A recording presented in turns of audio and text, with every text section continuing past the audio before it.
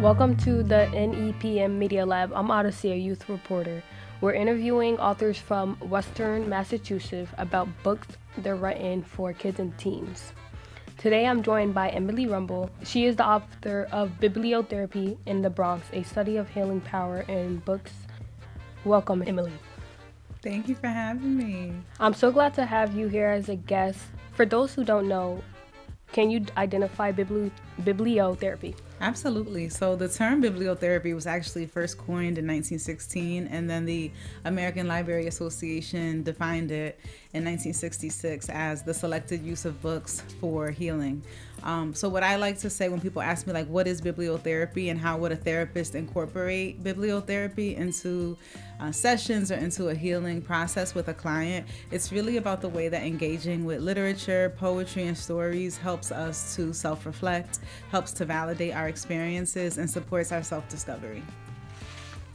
How do you identify the proper form of bibliotherapy to people you work with? That's a great question. So one of the things that therapists do when we're working with a client, especially if it's someone we've never met before, is we conduct an intake. So it gives us an opportunity to understand someone's mental health challenges, someone's history, whether that's their medical history, psychiatric history. We're trying to get a sense of what brings you to therapy and what do you want to work on.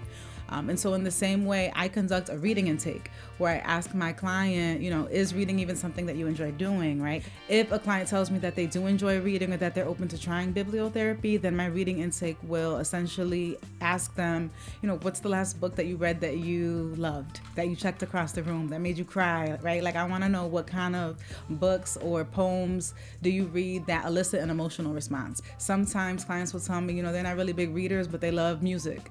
It's like, okay, tell me a song that you love. We might print out the lyrics to that song and use those lyrics as an entry point into poetry therapy, because the whole point is that when we're talking about our experiences through the lens of a fictional character or through the lens of literature, we feel less vulnerable, we feel less defensive. It can be really hard to come to therapy and tell somebody all your deepest, darkest, thoughts and fears and emotions.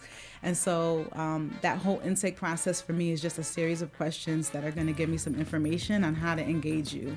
In the book, you had talked about traumatic experience for young kids who've been through foster care system or face struggle due to the color of their skin. What advice would you give them? Unfortunately, there are a lot of young people who are raising themselves and may not have the support necessary to encounter life struggles and not be completely knocked down by it, right? So if you're someone who's out here just navigating life and you don't have a safety net of support, whether that's, parents or extended family or just a circle of good friends that have your back, it can be really lonely in the world. But I always like to remind people, especially young people, that, look for the healers, look for the helpers. Like, there are so many good people in the world. Sometimes we can get caught up in the fact that, there are real systemic things that we have to navigate and that feel super oppressive, but that's not the only thing that exists in life. Like, there's also amazing people, there's friendships to be made, there's new experiences to be had, and there will be dark days, but dark days are not the only days. You will find your place in the world, you will find your people, and you belong. So always own that and be you and do you. Stay true to you. Is there anything else you would like to add? I am just so happy to be here, and it's so dope to me that young folk are reading the book and resonating with the book, because before I became Literacy NYC, my private therapy practice, I was a school social worker in the Bronx for 12 years, and I really started this practice because I was thinking of ways to engage young people that wouldn't be so stigmatized. I felt like I was the school counselor where kids were like, yeah, we good, Miss Emily, we not coming to the counseling room. I don't need people to know that I see you.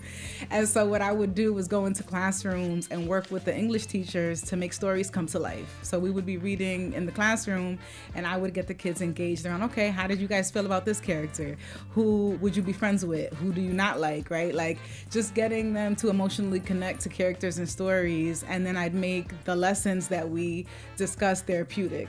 So I was kind of bringing the counseling outside of my office into the classroom. And my heart has always been working with young people. So I'm just grateful. And if you're a young person out there who's read the book, I really hope that, it speaks to you and that you glean something from it that empowers you and helps you to find your voice. Emely Rumble is the author of Bibliotherapy in the Bronx. Emely, thank you for joining us today. Thank you for having me. This is a production of the NEPM Media Lab.